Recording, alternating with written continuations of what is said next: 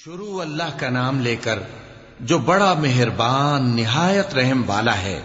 اے پیغمبر صلی اللہ علیہ وآلہ وسلم، لوگوں سے کہہ دو کہ میرے پاس وحی آئی ہے کہ جنوں کی ایک جماعت نے اس کتاب کو سنا تو کہنے لگے کہ ہم نے ایک عجیب قرآن سنا جو بھلائی کا رستہ بتاتا ہے، سو ہم اس پر ایمان لے آئے، اور ہم اپنے پروردگار کے ساتھ کسی کو شریک نہیں بنائیں گے، اور یہ کہ ہمارے پروردگار کی شان بہت بلند ہے، وہ نہ بیوی رکھتا ہے نہ اولاد،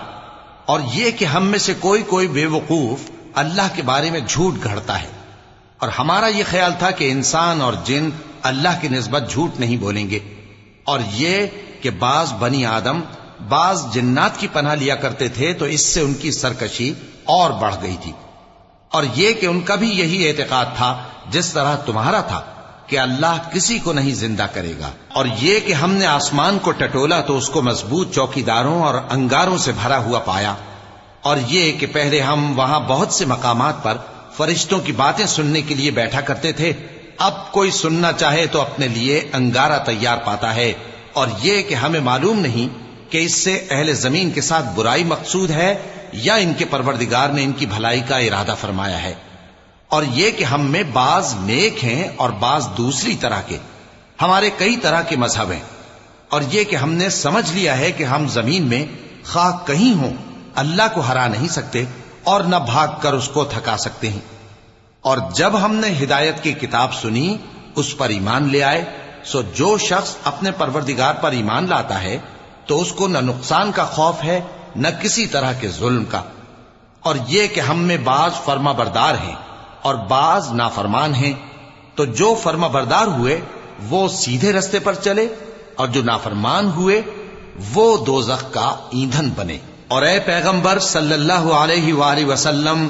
یہ بھی ان سے کہہ دو کہ اگر یہ لوگ سیدھے رستے پر رہتے تو ہم ان کے پینے کو بہت سا پانی دیتے تاکہ اس سے ان کی آزمائش کریں، اور جو شخص اپنے پروردگار کی یاد سے منہ پھیرے گا وہ اس کو سخت عذاب میں داخل کرے گا، اور یہ کہ مسجدیں خاص اللہ کی ہیں تو اللہ کے ساتھ کسی اور کی عبادت نہ کرو، اور جب اللہ کے بندے یعنی یہ پیغمبر صلی اللہ علیہ وآلہ وسلم اس کی عبادت کو کھڑے ہوئے تو کافر ان کے گرد ہجوم کر لینے کو تھے۔ اے نبی صلی اللہ علیہ وآلہ وسلم، کہہ دو کہ میں تو اپنے پروردگار ہی کی عبادت کرتا ہوں اور کسی کو اس کا شریک نہیں بناتا، یہ بھی کہہ دو کہ میں تمہارے لیے نہ کسی نقصان کا اور نہ نفع کا کچھ اختیار رکھتا ہوں، یہ بھی کہہ دو کہ اللہ کے عذاب سے مجھے کوئی پناہ نہیں دے سکتا اور میں اس کے سوا کوئی جائے پناہ نہیں پاؤں گا، ہاں اللہ کی طرف سے احکام کا اور اس کے پیغاموں کا پہنچا دینا ہی میرے ذمہ ہے، اور جو شخص اللہ اور اس کے پیغمبر کی نافرمانی کرے گا تو ایسوں کے لیے جہنم کی آگ ہے، وہ ہمیشہ ہمیشہ اس میں رہیں گے، یہاں تک کہ جب یہ لوگ وہ دن دیکھ لیں گے جس کا ان سے وعدہ کیا جاتا ہے، تب ان کو معلوم ہو جائے گا کہ مددگار کس کے کمزور ہیں اور شمار کن کا تھوڑا ہے۔ کہہ دو کہ جس دن کا تم سے وعدہ کیا جاتا ہے میں نہیں جانتا کہ وہ عنقریب آنے والا ہے یا میرے پروردگار نے اس کی مدت دراز